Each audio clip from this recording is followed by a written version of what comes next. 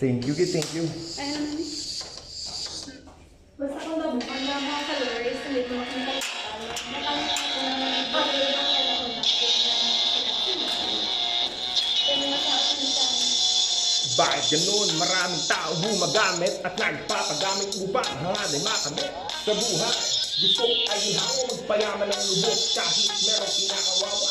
Bahala, sino ang kawawa? Ikaw o ako? Hindi ang mga bata, mga pangarap mong gusto mo maabot. Huwag kang agrabyado, dakila ang hambog.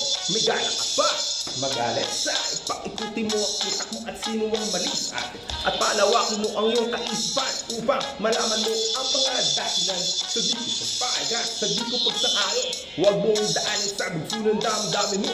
Iyong intereso at gawin legal ang lahat. Bawat ako ang karmalan. Makonsensya nga na ba? Sa iyong ginagawa, sabihin mo sa akin kung ano ang mapapala mga kalokohan na ginagawa sa buhay. Di mo ba alam ka? Makonsensya nga naman. Sa iyong ginagawa, sabihin mo sa akin kung ano ang mapapala mga kalokohan na ginagawa sa buhay. Di mo ba alam na may karma ang nagkikita?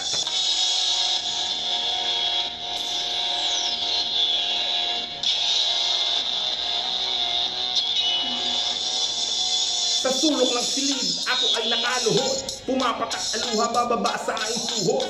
Bumabalik sa aking alaala. Kahapon na kay saya kasama ang aking pamilya. Ngayon hindi ako namuhay na mag-isa. Tumindi sa di na aking tropa. Sindami ng bituin ng aking kasalanan. Niyata sa purgatorio, wala akong paglalagyan.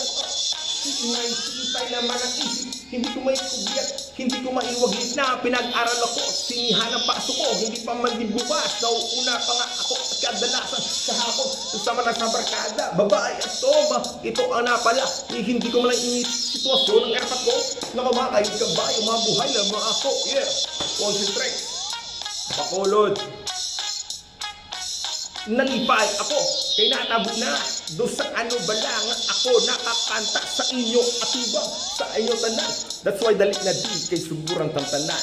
Doon sa ano ba lang ako nakabalik. Kag ang mga tao gabi binalik-balik sa kalibay na ilan na saksihan. Inibalalo kay sila kasi hindi. Thank you. Thank you. God bless.